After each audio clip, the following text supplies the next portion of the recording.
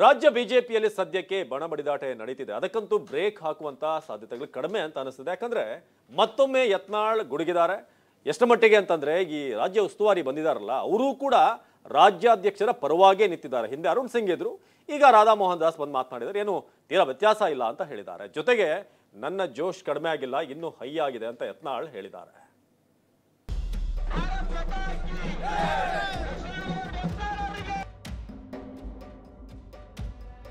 ನಮ್ಮ ಜೋಶ್ ಕಡಿಮೆನೂ ಆಗಿಲ್ಲ, ನಮ್ಮದು ಪಕ್ಷದ ವಿರುದ್ಧ ಹೋರಾಟ ಇಲ್ಲ.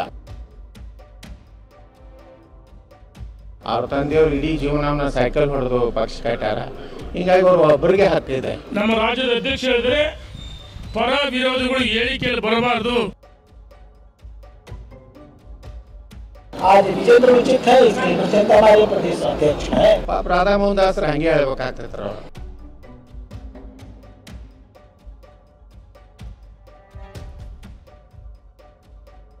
ಜಗ್ಗೋದಿಲ್ಲ ಬಗ್ಗೋದಿಲ್ಲ, ಸಭೆ ಮೇಲೆ ಸಭೆ ಮಾಡಿದ್ರು ಡೋಂಟ್ ಕೇರ್, ಸಮಾವೇಶ ಮಾಡ್ತೀವಿ ಅಂದ್ರು ಡೋಂಟ್ ಕೇರ್, ಹೈದರಾಬಾದ್ಗೆ ದೂರು ಕೊಟ್ರು ಕ್ಯಾರೆ ಅಂದಿಲ್ಲ, ಶೋಕಾಸ್ ನೋಟಿಸ್ ಕೊಟ್ಟು ಆಯ್ತು, ಶಾಸಕ ಯತ್ನಾಳ್ ದೆಹಲಿಗೆ ಹೋಗಿ ಬಂದಿದ್ದು ಆಯ್ತು. ಆದ್ರೆ ವಿಜೇಂದ್ರ ವಿರುದ್ಧ ಪ್ರತ್ಯೇಕ ಸಮರ ಸಾರಿರುವ ಯತ್ನಾಳ್ ನಡೆಯಲ್ಲಿ ಯಾವುದೇ ಬದಲಾವಣೆ ಕಾಣ್ತಿಲ್ಲ. ನಮ್ಮ ಜೋಶ್ ಕಡಿಮೆ ಆಗಿಲ್ಲ, ಮುಂದಿನ ಹೋರಾಟ ನಿಲ್ಲೋದಿಲ್ಲ ಅಂತ ಮತ್ತೆ ರಣಕಹಳಿಯನ್ನೇ ಮೊಳಗಿಸಿದ್ದಾರೆ. ಜೋಶ್ ಕಡಿಮೆ ಆಗಿಲ್ಲ, ನಮ್ಮ ಹೋರಾಟ ನಿಲ್ಲೋದಿಲ್ಲ. ವಿಜೇಂದ್ರ ಬಣದ ವಿರುದ್ಧ ಶಾಸಕ ಯತ್ನಾಳ್ ಸಮರ.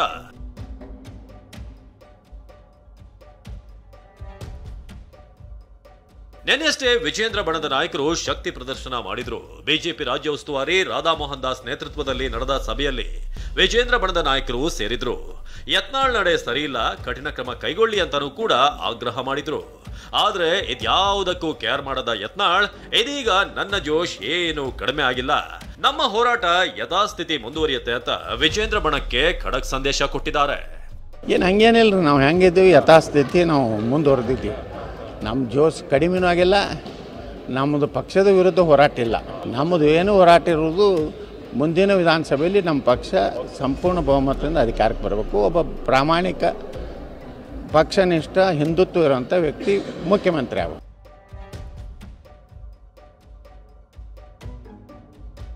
ಇದಿಷ್ಟೇ ಅಲ್ಲ, ನೆನ್ನೆಯಷ್ಟೇ ನಾನು ಸೈಲೆಂಟ್, ಇನ್ಮೇಲೆ ಒಬ್ಬೊಬ್ಬರೇ ವೈಲೆಂಟ್ ಅಂತಾನು ಯತ್ನಾಳ್ ಎಚ್ಚರಿಸಿದ್ರು.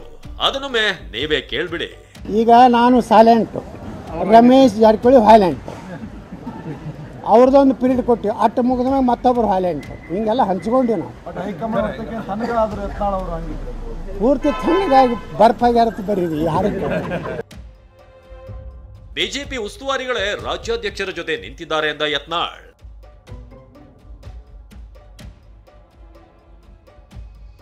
ಬಿಜೆಪಿ ಉಸ್ತುವಾರಿಗಳೇ ರಾಜ್ಯಾಧ್ಯಕ್ಷರ ಜೊತೆ ನಿಂತಿದ್ದಾರೆ, ಇನ್ನೇನ್ ಬದಲಾವಣೆ ಆಗುತ್ತೆ ಅಂತ ಶಾಸಕ ಯತ್ನಾಳ್ ಸಿಡಿದೆದ್ರು.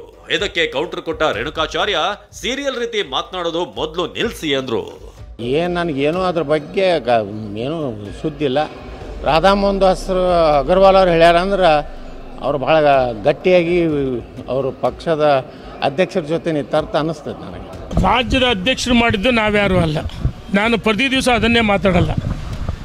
ಯಾರ್ಯಾರು ಸೀರಿಯಲ್ ಥರ ಮಾತಾಡ್ತಾರೆ ಅದಕ್ಕೆ ಉತ್ತರ ನಮ್ಮ ರಾಷ್ಟ್ರೀಯ ಪ್ರಧಾನ ಕಾರ್ಯದರ್ಶಿಗಳು, ಕರ್ನಾಟಕ ರಾಜ್ಯದ ಉಸ್ತುವಾರಿಗಳು ಸ್ಪಷ್ಟವಾಗಿ ಸಂದೇಶ ಕೊಡಿದರೆ, ನಮ್ಮ ರಾಜ್ಯದ ಅಧ್ಯಕ್ಷ ಹೇಳಿದರೆ ಪರ ವಿರೋಧಿಗಳು ಹೇಳಿಕೆಯಲ್ಲಿ ಬರಬಾರ್ದು. ನಿನ್ನೆಯಷ್ಟೇ ರಾಜ್ಯ ಬಿಜೆಪಿ ಕೋರ್ ಕಮಿಟಿ ಸಭೆಯಲ್ಲೂ ಬಣ ಬಡಿದಾಟದ ಬಗ್ಗೆ ಗಂಭೀರ ಚರ್ಚೆ ಆಗಿತ್ತು. ರಾಜ್ಯಾಧ್ಯಕ್ಷರ ಬದಲಾವಣೆ ಇಲ್ಲ ಅಂತ ರಾಧಾ ಮೋಹನ್ ದಾಸ್ ಸಂದೇಶ ರವಾನೆ ಮಾಡಿದ್ರು. ಇದಕ್ಕೆ ಕೌಂಟರ್ ಕೊಟ್ಟ ಯತ್ನಾಳ್ ಈ ಹಿಂದೆ ಅರುಣ್ ಸಿಂಗ್ ಇದ್ರು, ಅದೇ ರೀತಿ ಇವರು ಹೇಳ್ತಿದ್ದಾರೆ ಅಂದ್ರು. जो कि पार्टी की लीडरशिप को बदल सके, पार्टी के लीडर मांग करने पे नहीं बदले जाते, संगठनात्मक गतिविधियों पर, संगठनात्मक की जरूरतों पर जो जिस समय उचित होता है उस समय उसका प्रयोग किया जाता है. आज विजेंद्र उचित है, इसलिए जनता हमारे प्रदेश अध्यक्ष है. ಪಾಪ ರಾಧಾ ಮೋಹನ್ ದಾಸರು ಹಂಗೆ ಹೇಳ್ಬೇಕಾಗ್ತೈತ್ರ. ಅವ್ರು ಹಿಂದೆ ಅರುಣ್ ಯಾರು ನಮ್ಮ ಇನ್ನೊಬ್ಬರು ಸಿಂಗ್ ಇದ್ರು, ಅರುಣ್ ಸಿಂಗ್ ಅವರು ಹಿಂಗೆ ಹೇಳ್ತಿದ್ರು, ಇವರು ಹಂಗೆ ಹೇಳ್ತಾರೆ. ಅದೇನು ಭಾಳೇನು ಅದು ಅಂತಿಮವಾಗಿ ನಿರ್ಣಯ ಮಾಡೋರು ನಮ್ಮ ಪ್ರಧಾನಮಂತ್ರಿಗಳು, ಅಮಿತ್ ಶಾ ಅವರು, ನಡ್ಡಾ ಅವರು. ಶಾಸಕ ಯತ್ನಾಳ್ ವಿರುದ್ಧ ಸಿಡಿದೆದ್ದ ಎಂಪಿ ರೇಣುಕಾಚಾರ್ಯ ರಾಜ್ಯಾಧ್ಯಕ್ಷರೇ ಪರ ವಿರೋಧದ ಚರ್ಚೆ ಬೇಡ ಅಂದಿದ್ದಾರೆ. ರಾಜ್ಯಾಧ್ಯಕ್ಷರು ಕಾದು ನೋಡ್ತಾರೆ, ಮುಂದಿನ ತೀರ್ಮಾನ ಮಾಡ್ತಾರೆ ಅಂದ್ರು.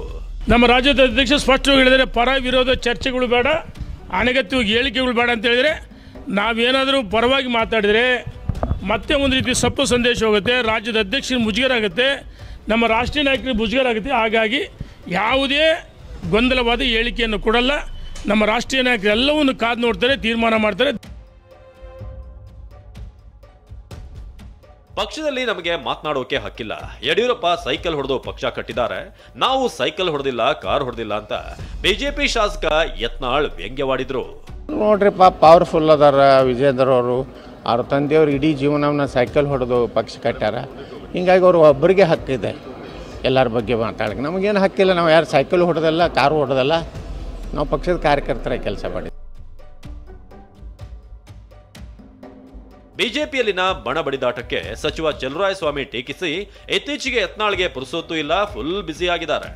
ಒಂದ್ ಕಡೆ ಪಕ್ಷದಲ್ಲೇ ಹೋರಾಟ ಮಾಡ್ತಾರೆ, ಮತ್ತೊಂದ್ ಕಡೆ ಸರ್ಕಾರದ ವಿರುದ್ಧ ಹೋರಾಟ ಮಾಡ್ತಾರೆ ಅಂದ್ರು.